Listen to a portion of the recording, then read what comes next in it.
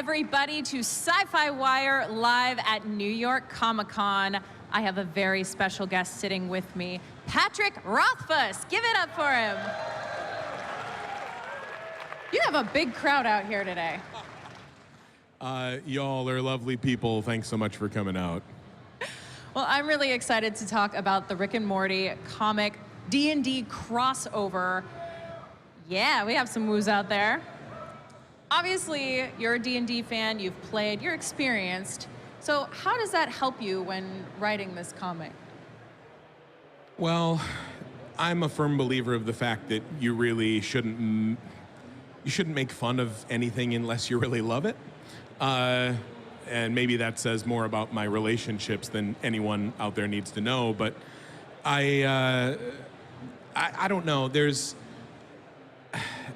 We've all maybe, for the D&D players out there, you occasionally see it show up in a movie or an episode of the X-Files, and then somebody's like, roll 3d20, and you're like, come on, man, you're not even trying to, you don't know what D&D is. And so I'm trying to walk a line in this comic where you're writing to the people who have loved D&D and played it for 20 years. You're writing to people who have never played D&D but maybe are curious about it. You're writing to people who have maybe watched an episode of Rick and Morty, and the people who have watched every episode 20 times. There's like a series of weird overlapping Venn diagrams, and like you have to focus on good characters, good story, funny jokes, and Rick being a raging narcissist, and it's hard to go wrong, so. Absolutely. And I feel like the comic did a really great job of capturing what it is like to be a noob at D&D. And so I'm curious if you happen to remember your first ever game. I do. And I will say, I think the comic does a great job of capturing what it's like to be a newbie at the game if the first people you play with are huge dicks. Like, because we've all, and it doesn't matter if it's your first game or your 50th game, if you sit down at a table full of dicks who aren't gonna like welcome you into the game and be like generous and kind-hearted, it's like any sort of activity or any sort of social circle, it only works if the people are nice and considerate. But my first D&D experience was, I was in the 5th grade, I was in a new school, and this was back in the early 80s. And it was like 1 year after Tom Hanks did Mazes and Monsters. Who's old enough to remember? That's the movie. It was Tom Hanks's first movie. And he's like, and the theme of it was, hey, people that play this weird game, Mazes and Monsters, are dangerous sociopaths and ready to snap at any moment. It was the reefer madness of D&D. And this is all that most folks knew about it. So, but I'm in the 5th grade, and in the gymnasium during recess when it was raining out, there were some kids that had like books and dice and figurines, and they were all doing this thing, and it looked kind of cool. And I went over and I'm like, what are you doing? And they're like, this is Dungeons and Dragons. And I'm like, it looks fun. And they're like, it is fun. And I'm like, can I play? And they said, no. That was my first game. And to really appreciate this, like these days D&D is cool, but like these were the before times. These kids were the lowest rung on the social ladder. And they looked at me and was like, no, son, no. You'd be bringing us down. You would lower the tone here, us sitting on the floor with our dice and dragon books. You are not good enough for us. Please, I don't even want to be looking at you. So this experience directly went into the comic, since it's in the comic, it's seemed to be the popular kids are playing D&D. Yeah, I mean, for me, those were the popular kids back then. That's sort of lets you know where I clawed my way up from back in the day. So for you specifically, what is the difference between writing for comics versus novels? The difference between writing a novel and writing a comic is you can still miss the deadline, but they're way angrier, way faster. And that's not true. I've really tried hard to hit my mark with these guys because there's so many people involved, and you have the artist is waiting to do the pages. The first thing is that fewer words is way harder, and rewriting is way harder because I am a tinkerer. I want to fidget, and I want to edit, and I want to change things until it's perfect. And you can do that in script form, and then as soon as you get the panel layouts, like if I want to fix a part of a book, I just add a paragraph or a sentence, or I pull out a line. You cannot just add a panel to a comic. It fucks everything up real bad. And they let you know that you cannot do that, and they are now really unhappy that you want to tuck one more panel in. I'm like, it's super important, and they're like, great, what other panel comes out? You pick. Oh no. So yeah, that's what I learned. Editing is a lot more tricky. You said editing? Yeah, editing and revising on the fly. I have to be more careful. I have to pick my battles and do a much better job planning early on. And what has it been like lending your voice to someone else's universe? In some ways it's nice because these are somebody else's characters. It's really not my circus, and they're not my monkeys, and I don't get the final say. And so in some ways it's not really my responsibility. The end product isn't all on me. And that's a double-edged sword because I really only want to produce good things. Because if somebody picks something up because it has my name on it, I want them to be happy and to get a good story. But also I have like 4 collaborators and 3 editors and then 2 IP holders, any of which can say, no, this you can't say. This joke does not, no, not a good joke. And I'm like, a very good joke. They're like, yeah, very good joke, but it's out. The other weird stuff is the things they flag. Like I had Rick say something that he literally says on the show, and they're like, oh no, we're not having that in the comic. And I'm like, and then he gives the finger, and they're like, no, he can't give the finger. I'm like, oh, this is Rick and Morty. So yeah, there's been a little bit of that, but by and large, they've been very permissive. They've let me get away with murder, literal, figurative, fictional murder, not real murder. I just want to make that real clear for the record. Well, besides being extremely relatable for anyone new to D&D or people who've played for years and years, were there other specific things that you wanted to make sure came through in this comic involving the love of D&D?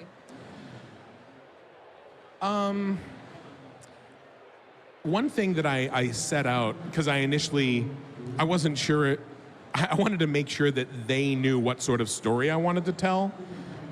And so when I wrote up my pitch document, I said, people think of Dungeons and Dragons as a bunch of geeks killing monsters to get treasure, you know? And it's not. What it is it's about interactive storytelling with your friends. It's about problem solving, but it's really about getting together and creating narrative yourself. Almost everything human beings do for entertainment involves narrative. It's storytelling, but most of our narrative is received. You watch a TV show, you read a novel, you read a comic. It's a one-way process, but if you play a role-playing game, you are creating a narrative with other people. It's like improvisational storytelling. And that's kind of a unique thing. And that's part of the reason that I really am a huge proponent of role-playing games, is because telling stories with other humans is a really important thing. And so I really wanted to focus on making it a good story, not just a bunch of fart jokes, not just a bunch of in-references to the show, not just a bunch of references to like D&D mechanics jokes. Like, no, those don't transfer well. Yeah, so I wanted it to be very accessible to everyone. And I wanted it to be all about the characters. Yeah. And anybody who's watched Rick and Morty and who really likes it and is excited about seeing more of it, what you care about are those weird emotional moments, right? Like when Rick tries to kill himself in that episode, and you're like, what the hell was that? What did I just watch? And I'm like, and so I said, I'm like, if you want me to come in and write this story, I want to break people's hearts. Yeah. And I'm like, and if you don't want that, please get somebody else, and I will go and just do something else. And that's what they've been letting me do. In the words of a GM, yeah, absolutely. You want to break people's hearts. Do you think Rick and Morty should eventually make a 5e adventure, and would you consider writing it? I would consult on it. Me writing an entire adventure, no. No.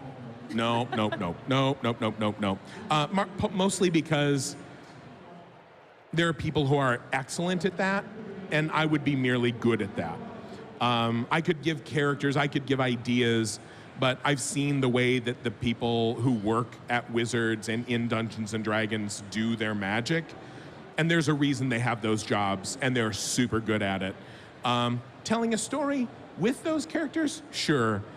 Writing an entire adventure, it's a different type of storytelling. I'm too much of a control freak and an authoritarian, because that's like, there's a reason that the word authoritarian has the word author in it.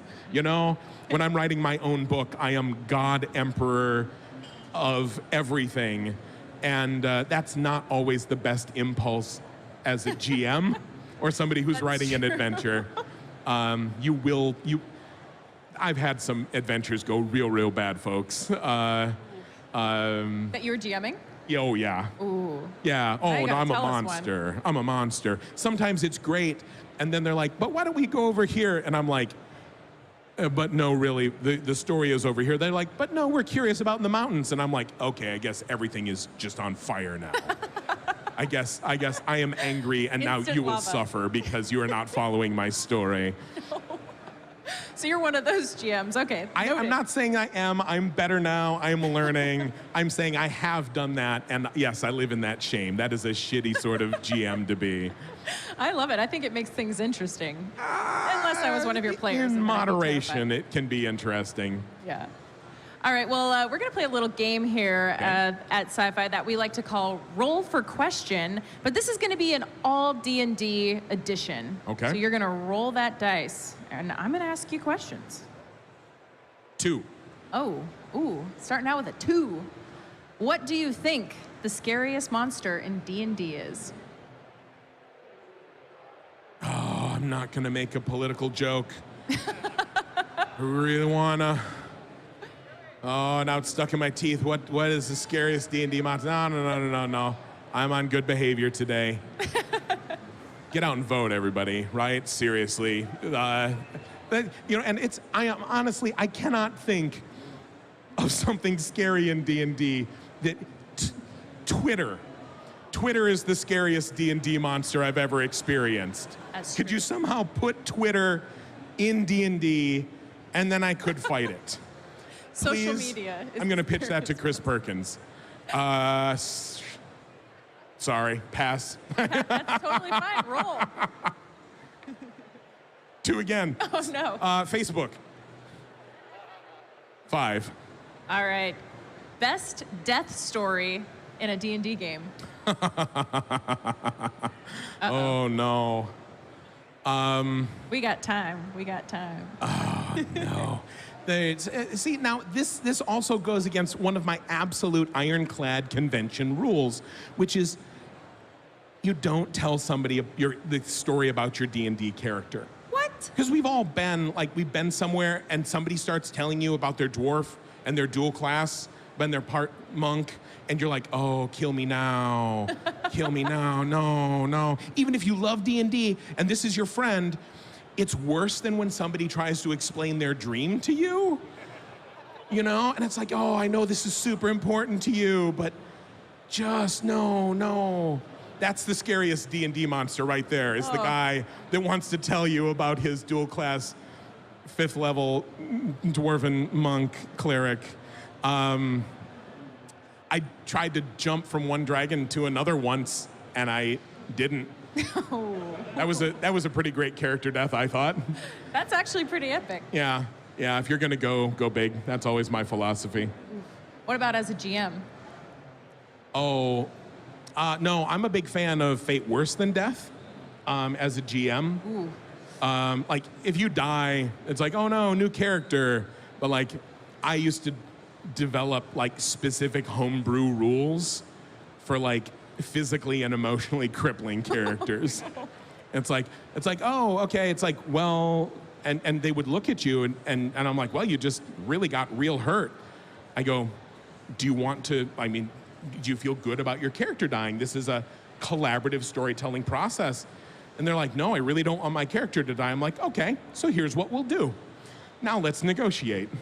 And so then you see sort of how this character develops. Maybe instead of failing that last death save, what happens is when you got taken down, like maybe you lost an eye.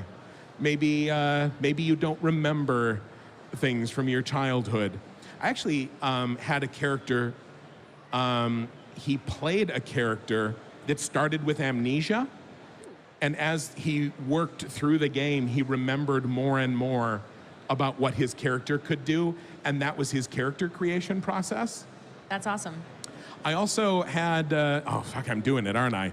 Come listen to all my D&D stories. Oh, and somebody out there is so excited. You're the one person. Oh, this is just for you. I'm excited. I'm excited. I haven't had a really great character death, but this is as close as it comes. I had planned like a big event for this character who was going to have like a sort of like a big transformatory moment. These happen all the time in big fantasy. Is somebody, you know, you have a vision quest or you have like some sort of traumatic experience or you go, you get chemical X spilled on you or something like that. And then, and so he was playing kind of a shaman character, had a dream, and he went through the dream and he got to make choices all the way through the dream. And at the end of it, I'm like, okay. And then I had 8 character sheets and I picked one, I took his character sheet away and then I gave him his new character sheet based on all of the choices he had just made in this dream sequence, and I tore the other characters up and threw them away. And I'm like, these are all of the yous that you might have been if you had made different choices in this very important dream. That's actually so cool. Yeah, I'll fuck with you in 18 different ways if I'm running a game. I will break your heart one way or the other. Oh, man. All right, roll. Let's get another question in there. 3. 3. What is your D&D alignment? I'm chaotic.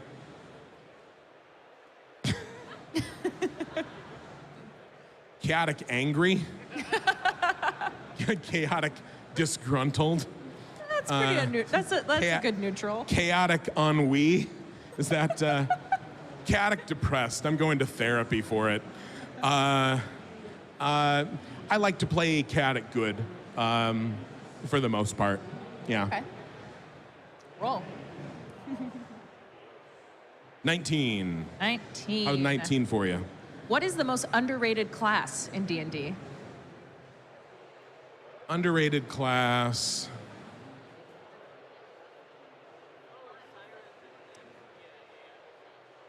I would say probably straight up cleric. Yeah. Yeah. My little boy, actually, I don't know who knows about Habitica, but you know, if you're trying to build up good life skills, it's a little website where you can sort of gamify and try to build up good habits in your life. It's a very rudimentary game, but you get to pick a class, and if you do your chores and say like finish your Rick and Morty script on time, then you click the button and you get experience and your character levels up. And if you don't, then it sits there and you feel really bad a lot, and then your character takes damage. And my boy, you know, there's warrior class, there's mage class, there's a rogue class, there's a healer class. And I picked mage because I almost always default to mage, but he picked healer. And you know, his little brother picked warrior, so we have these fights in Habitica. And again, it's a very rudimentary game, but we're playing it, and his little brother, like, we'll all do like 15 points of damage to the boss, and then he'll like use his special ability and do like 350 points of damage to the boss. Gosh. And he's like, wow, that was really cool. And I'm like, you know, you can switch your class if you want. And he goes, no. It's like, no. It's like, I'm our only healer. And it's kind of important, like, somebody needs to be able to take care of everybody if they get hurt. And I'm like, oh, my sweet boy. Yeah. My sweet boy. That makes me real proud of you. I was really worried about him because like I said, I'm chaotic good. My girlfriend is lawful neutral. And I was worried that that meant we might have a true neutral baby. And then it'd be a Harper, and that would be, that's just awful. True, you know, like, I was worried about that. There's no way you can test for it in utero either. You really gotta... Send it back. Yeah. We'd like another one. I'm just gonna ask you this one because I wanna know. What is the best snack at the gaming table? Ooh. It varies for everybody, but... This is highly subjective. I would say subjectively, if we're talking snack, chili cheese Fritos. Yes. Right? Those are the very best. narrow. Very. I'm not saying that's for everybody. If I got to pick, and I wanted just in that moment to like feel like I was 14 again, and then in 15 minutes I'm gonna feel like I am 114. I will feel every year of my age as that just it gets into my body. Oh, but also Cool Ranch Doritos and Mountain Dew. Oh, I can just feel my body curdling. I would die. I would die if I did that to myself again. Yeah. Those are go-tos. Those are great. Great Yeah. choices. I mean, you can't really go wrong with those. Yeah. So before we wrap this up, I have a little favor to ask of you. Okay. So I bought some new dice today, and I was sort of wondering if maybe you'd bless them with your Patrick Rothfussness. My Patrick Rothfussness. Yes. You know, my rolls are not hugely consistent. Is this Wormwood's? Yes. Oh, the cases nice. and the dice are from Level Up Dice. This is their cool. brand new embossed obsidian dice that I was super nerding they over. feel neat. Yeah. They feel neat, and it's raised. Yeah. That's cool. Now, here's, and not to get personal, right? But do you play with like one GM in particular? Yes. Or with a lot? Like, both of these are very valid lifestyle choices, by the way, just so everyone knows. You can play with whoever you want. I'm not going to judge you. Play with many parties, one party, solo adventures. It's cool, right? 2 current games, same GM. Same GM. Ooh, okay. Yeah. See, that's tricky. But I'm starting a brand new character, and I wanted to use these. You're starting a dice new for it. character. Yeah. Because I am a GM. And So you could be cursing these. well, no, what I was just going to say is if you had multiple GMs and sometimes you run characters through multiple GMs, and so the GM sort of has to trust that what comes in is legal.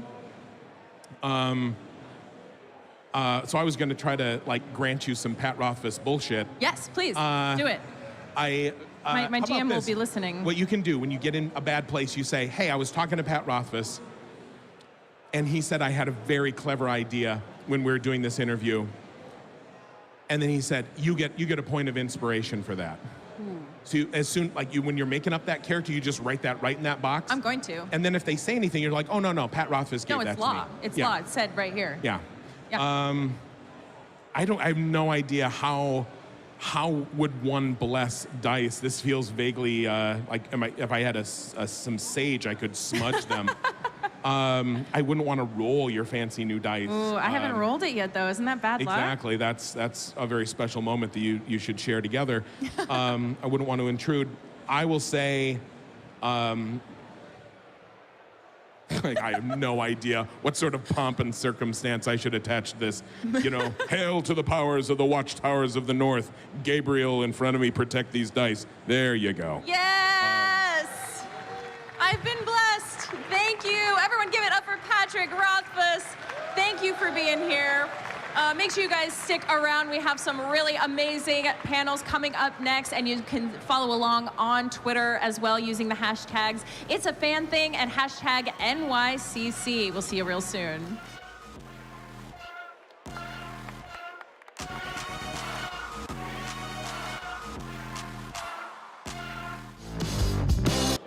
I'm Jackie Jennings with SYFY WIRE. If you can't get enough of New York Comic Con, go ahead and subscribe to our YouTube channel for news, interviews, cosplay, and so much more.